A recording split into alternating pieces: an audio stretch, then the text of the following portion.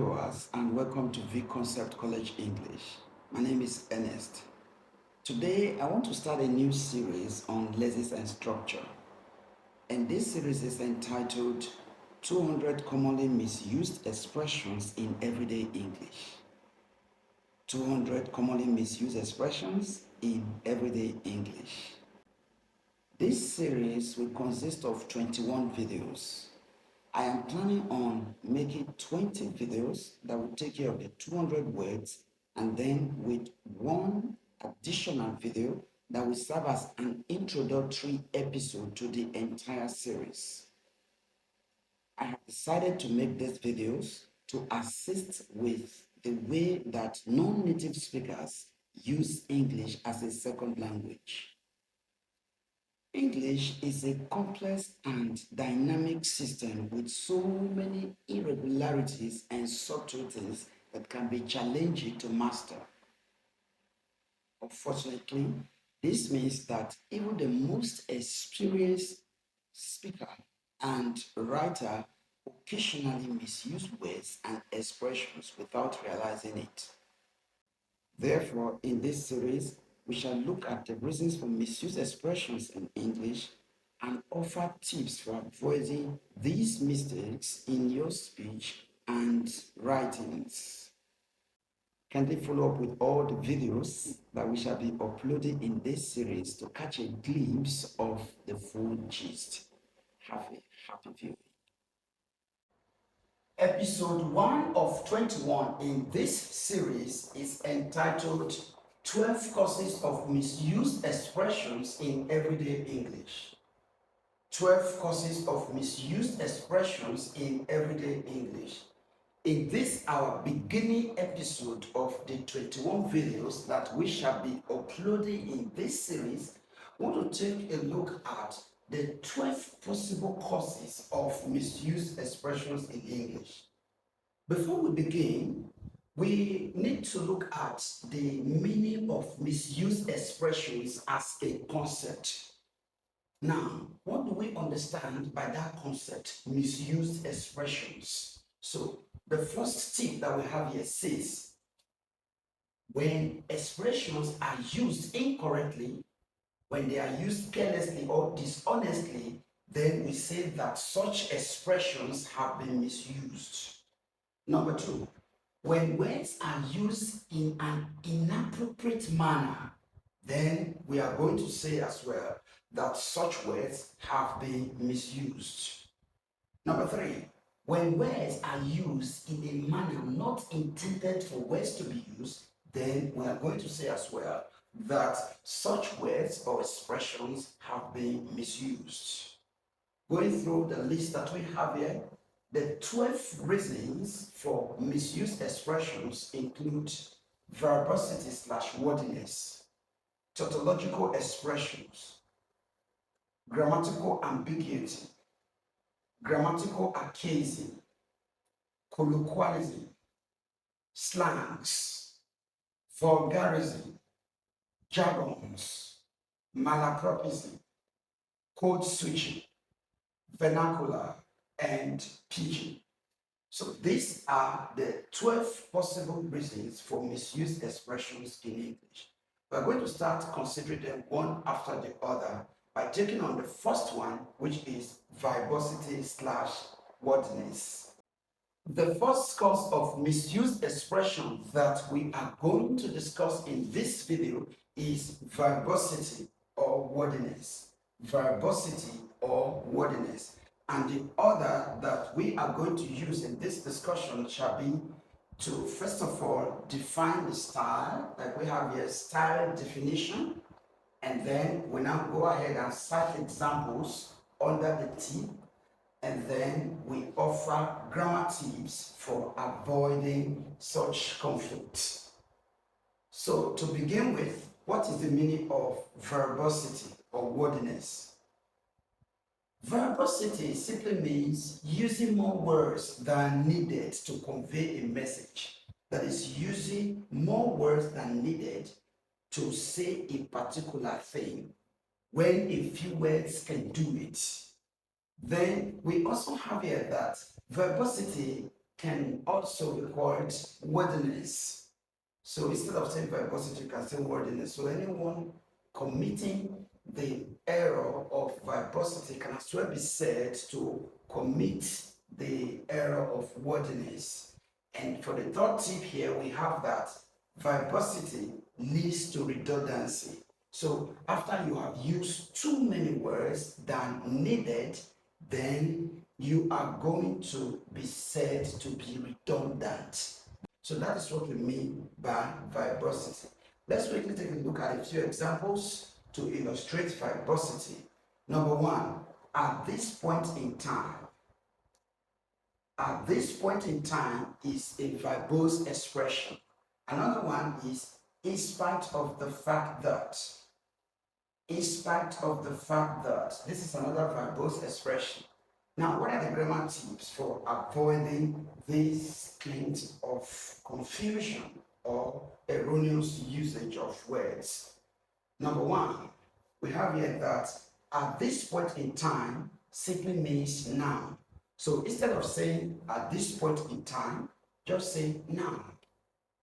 And then for the second one, we have in spite of the fact that. In spite of the fact that means although. So instead of saying in spite of the fact that, simply say although. So this is what we mean by verbosity and how we can avoid it in everyday English. Let's take a step further by looking at the second tip, tautological expressions. Style definition. What is a tautological expression? Number one, a tautological expression is the use of two or more words that say the same thing in an expression. The use of two or more words in an expression that say the same thing. Then number two, it is a needless repetition in an expression. A needless repetition of the same idea in the same expression. Now, take note that a tautological expression is different from a verbose expression. When do we say that an expression is verbose? When it uses more words than needed. But that is not the case with a tautological expression. We say that an expression is tautological if it uses at least two words that mean the same thing. It can be three, if possible. If the expression uses three words that mean the same thing, then we are going to say that the expression is tautological. Now let's look at some examples of tautological expressions. Number one, the reason why I came. Reason and why mean the same thing. Is this adequate enough? Adequate and enough being used together in the same expression. So these two expressions are tautological. Now, what are the grammar tips? Number one, reason means the same thing as why, just like I said earlier. So instead of saying the reason why I came, you can simply say the reason I came or why I came, simple. Then number two, adequate means the same thing as enough. So instead of saying is this adequate enough, just say is this adequate or is this enough? So this is what we mean by tautological expressions. Let's now take a step further by considering the third T, which is grammatical ambiguity. The third one is grammatical ambiguity. Grammatical ambiguity. Let's look at the style definition. What is grammatical ambiguity? It is the presence of two or more possible meanings within a single sentence. When an expression suggests two or more meanings, then we say it is an ambiguous expression. Now, what are examples of this usage? Number one, the professor said on Monday he would give an exam. The professor said on Monday he would give an exam. So what is wrong with this expression is that it is not clear whether the professor made the statement on Monday or whether he is going to give the exam on Monday. So we say either the professor said it on Monday or the exam would be given on Monday. So that is how this expression can be defined as an ambiguous expression. Then the second one is the chicken is ready to eat.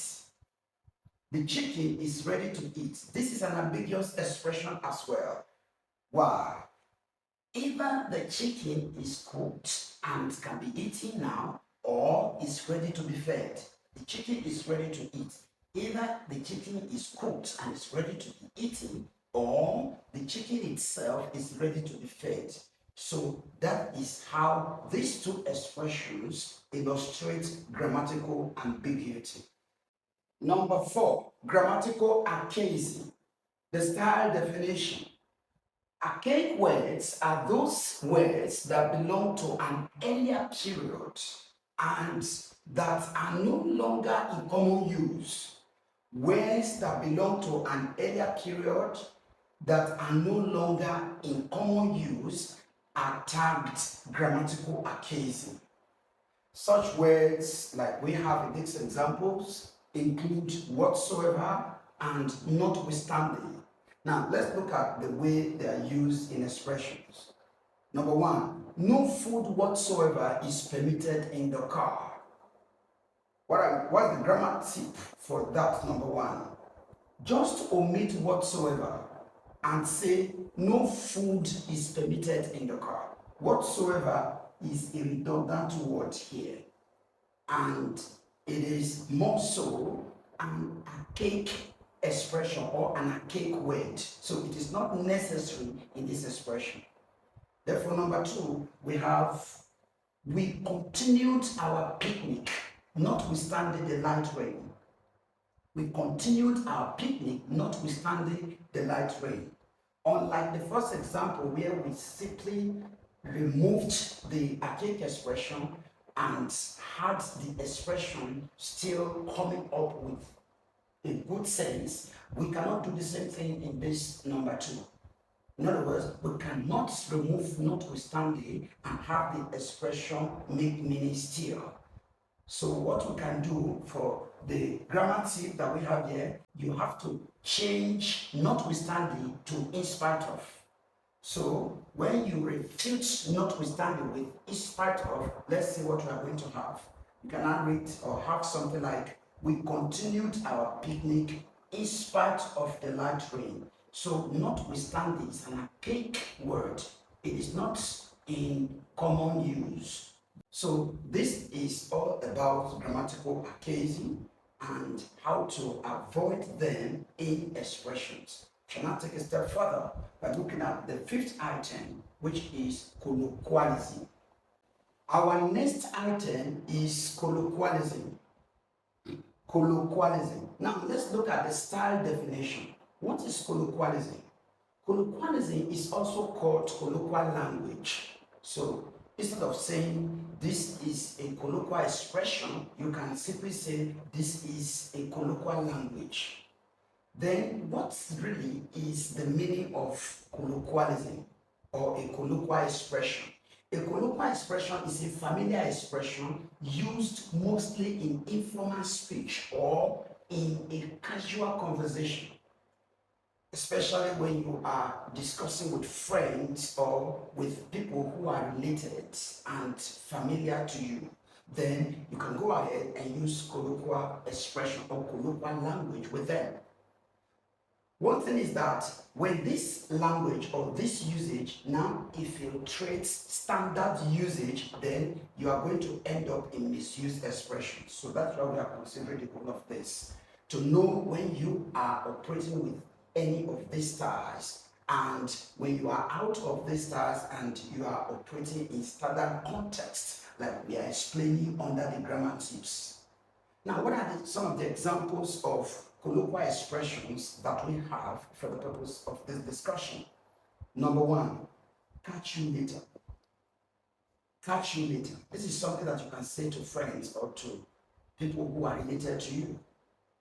And then another thing is up for grabs. Up for grabs. Now, what's the meaning of catch you later? Catch you later simply means farewell in standard usage. So instead of saying catch you later, then you can say farewell. But farewell is especially usable with people who are not related nor familiar to you. And then the second one is up for grabs. Instead of saying up for grabs, you simply say available. So this is what we need to understand about colloquial expressions and how to avoid getting them mixed up with standard usage. Then the next item on our list for consideration is slangs. Number 6, slangs. Slangs. Now, what is the style definition of slangs? Number 1, a slang is more casual than colloquialism. In other words, a slang is a more casual expression than a colloquial expression. So if we are saying that a colloquial expression is informal, then we are going to say that a slang is more informal than a colloquial expression. Then number 2, a slang is an expression or expressions that are restricted to a particular context or to a particular group of people. That is a particular language, a very informal language that is used among a particular group of people is termed slangs. Now, what are the examples of slangs? We just brought out 2 here for the purpose of this discussion. There are so many slangs, and slangs depends on the context that we have in the style definition. The 2 that we want to consider here are the ones that mostly affect students. We have the first one, schoolboy students, that is students in the high school or secondary school, and then college students, that is those in the university or higher institutions. So for schoolboys, the kind of slangs that they speak could be things like buff up or jack, crash, ababio. So when a schoolboy says buff up, what they are indirectly trying to say is to dress cute. Then for the second one here we have jack. It means to read hard. Jack your book, exam is around the corner. Then another one could be things like crash. I want to crash. I've read enough. I've been studying for hours now, so I want to go and crash. That means to go and take a rest or to sleep. Then we have things like ababio. When schoolboys say ababio, they are indirectly referring to chemistry textbook. And sometimes schoolboys can refer to themselves as ababio, maybe to someone among them that understands chemistry very well, so they can call the person ababio. That is, the person has jack ababio very seriously. So this is what we mean by schoolboy slangs. Then the next one I want to talk about is college slangs, that is college student slangs. The first one we have on this list is runs, toast a babe. Then you have things like boneface. Remember, like we said at the beginning of this discussion, that these expressions are not wrong themselves. That is why we call them style. So they are some ways that English can be used among non-native speakers. Even native speakers have their varieties of all these forms of styles. But one thing that is important is to avoid getting them mixed up with standard usage, and that is why we are making this video, so that you can know them very well and know when to use them and how to avoid them in standard context. So that is that about slangs. Vulgarisms, also known as vulgar words. Now let's look at the style definition. A vulgar word is an obscene word, an indecent word, a profane or a dirty word that characterizes uneducated speech. So that is what we mean by a vulgar word. Take note of this tip here, that vulgar words are normally written by using an asterisk to replace one of the letters of the spelling of the particular word in question. And that is to prevent offense, because people are usually offended at reading such words in your text.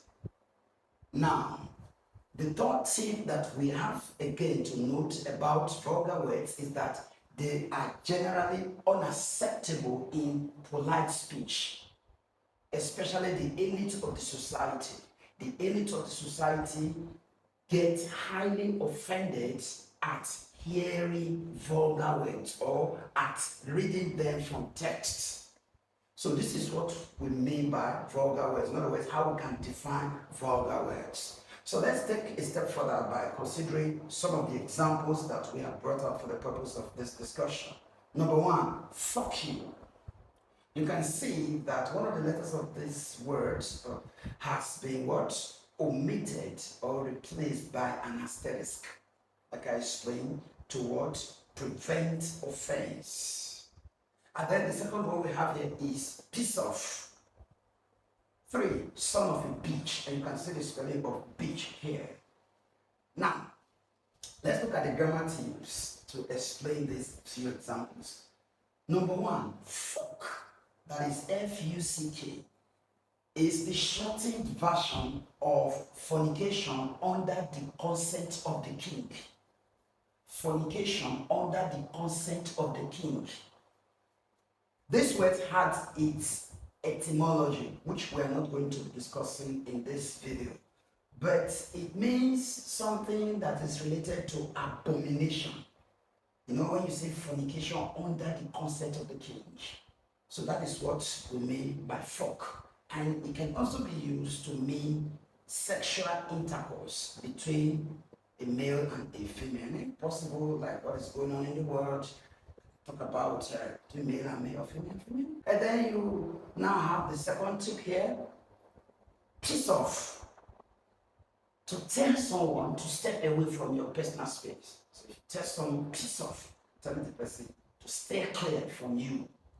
And then for the third one, we have son of a bitch is used like the word damn you or shit. That is, to rubbish someone and to tell someone that they are of no value to you. So that is what we mean by son of a bitch. These are a few examples of vulgar words that we want to discuss in this video, and for you to know their style guide and how to avoid them in standard usage. We shall now take a step further by considering the next item on our list, which is jargons. Number 8, jargons. Jargons. Now, what is the style definition of jargons? Jargons are special words or expressions that are used by a particular profession, and those words are usually very difficult for people who are not within the same profession to understand them. So that is what we mean by jargons. Jargons are formal expressions. They are not informal. But when they are used outside the designated profession where they are meant to be used, then they can be termed informal. For example, we have medical jargons and we have business jargons. We have different walks of life, that is, we call them word parlance. Or when business jargons are now used in the medical profession, then they will be termed informal. But under normal circumstances, jargons are formal words or formal expressions. Now let's look at a few examples that we have here. Medical jargons, for example, we have diagnose, idiopathic. Then for business jargons, we have due diligence, best practice. Now, what are their meanings? Number 1, diagnose. In the medical field, it means to ascertain the cause or nature of an ailment. So it's going to be a misused expression when you now apply this word outside the medical profession. Then another case is idiopathic, a condition that does not have a clear explanation. That's what we mean by idiopathic. Then for business jargon, we have something like due diligence, which means putting effort into research before making a decision. And then you have best practice, which means the best way to do something. So this is what we mean by jargons and how we can avoid using them in the form of confused expressions. Let's now go take a step further by considering the next item on our list, which is malapropism. Number 9, phonological interference, otherwise known as malapropism. Now, what is the style definition of malapropism? As we have here, number 1, malapropism is the conflicting use of words that have a similar sound. Like we can see here, phonological simply has to do with sounds, that is phonology, the study of sounds, the study of how words are pronounced. Now, there is this tendency for words that are similar in sound to be conflicted in usage. When that happens, then we say that malapropism has taken place. Now, the second tip that I want to talk about here is the fact that malapropism is derived from a particular character in the Rival. It's a popular book, and the character Mrs. Malaprop in that story was fond of switching words that have similar sound just to create a comic effect in the story. So that is where the word was historically coined out. Now, what are examples of malapropism in expressions? Number 1, I was most petrified, that is petrified, with astonishment. You can see petrified, petrified. The difference is the U here and the E here, and the two words mean different things. To be petrified has to do with something getting decayed, while to be petrified is to be shocked, to be amazed, or to be dumbstruck. Now, number 2, we have illiterate or obliterate him quite from your memory. Illiterate or obliterate him quite from your memory. When you look at it very well, illiterate, obliterate. Just like here we have putrefied, petrified, putrefied, petrified. So because of the nearness in sound between these words, you can see the switch that is taking place, that is the interference that is taking place between them. Some very simple examples that we have here include light, right, pride, bride, sun, sun. When someone says the sun, you'll be wondering whether this person is talking about the sun that rises from the east or a male child of his or of hers. So that is what we are talking about here. When someone says something like pride, if you don't listen very well, you might think that the person is saying something like bride, pride, bride. So this experience in spoken English is termed malapropism. So that is that on item number 9. We'll now take a step further by considering item number 10, which is code switching, lexical interference. Number 10, lexical interference, otherwise known as code switching. Now, what's the style definition of lexical interference? Number 1, code switching refers to the use of two languages within a sentence of discourse. The use of two languages within a sentence of discourse, and that is what we refer to as switching, code switching. That is moving from the vocabulary of one language to the vocabulary of another language. In other words, this vocabulary are referred to as codes. Number 2, code switching is commonly used in a bilingual or a multilingual community. Code switching is used commonly in a bilingual community.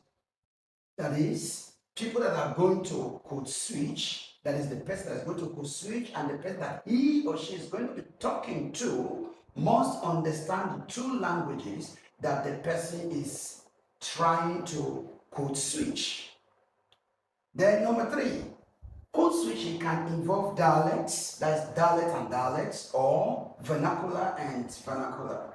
Or you can have that dialect and a vernacular, and as the case may be. So that is how we can define code switching or lexical interference. Take note, just like phonological interference, lexical has to do with words or vocabulary. In other words, the interference of vocabulary by interchanging them or by moving from one vocabulary or the vocabulary of one language to the vocabulary of another language. Another name for lexical interference or code switching is language alternation. So you can also describe this experience or this language style as language alternation. Now let's look at a few examples on code switching. The first one says, Jusene English language ozitudem. Jusene English language ozitudem. By interpretation, that's in code switching from French to English.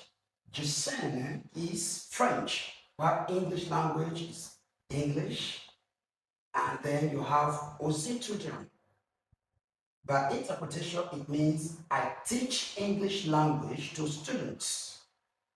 I teach English language to students. Number two, when English language. It means the same thing as I teach English language to students. Everything is Mwanwarism. Number 11, vernacular. Vernacular. Now, what's the style definition of vernacular? Vernacular refers to the native language of normal people when a different language is used by some groups in society.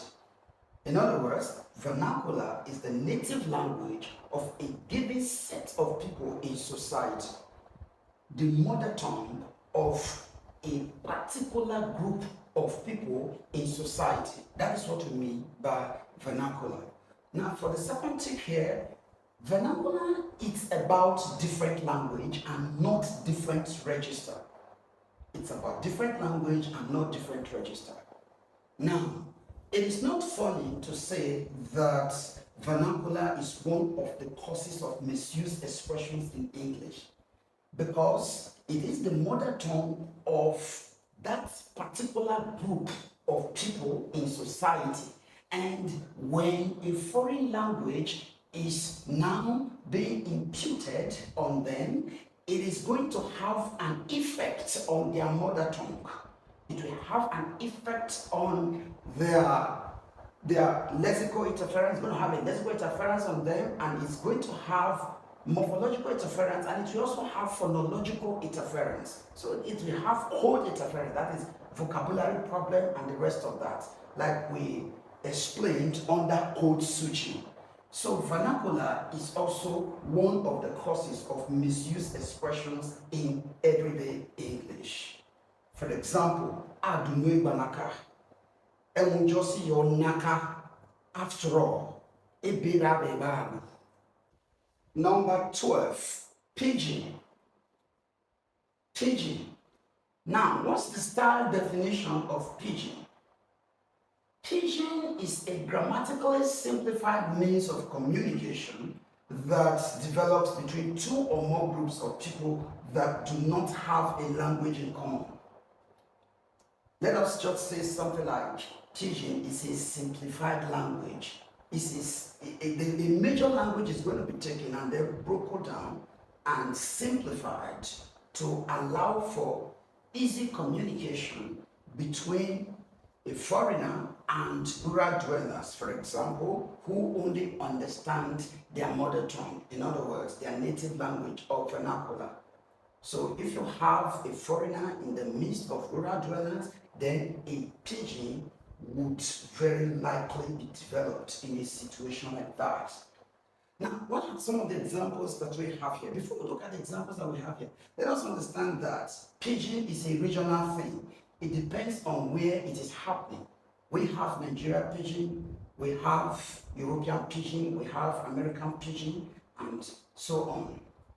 So for the examples that we're going to consider now, they have to do with the Nigeria pidgin. I just have two things to talk about here before we round off this discourse. Number one, before you catch monkey, monkey don't see you. Before you catch monkey, monkey don't see you. This can be interpreted as before you see a monkey would have seen you. Then number two, cockroach when jam foul, jam bad luck. Cockroach when jam foul, jam bad luck. This can be interpreted as saying that it is a bad day for a cockroach that comes in the shadow of a fowl. So this is how we can understand pidgin as one of the causes of misused expressions in everyday English. So that is how we come to the end of the episode 1 of 21 in our series of 21 in 1 video series. I hope you understood the lesson. It is just the opening episode for the rest of the videos that we are hoping to post under this series. I talk about commonly misused expressions in everyday English. Please kindly drop your comment and your question under the video so that I can know what you think and to keep the conversation going. And also please remember to click like, share and subscribe. Stay blessed till we meet again.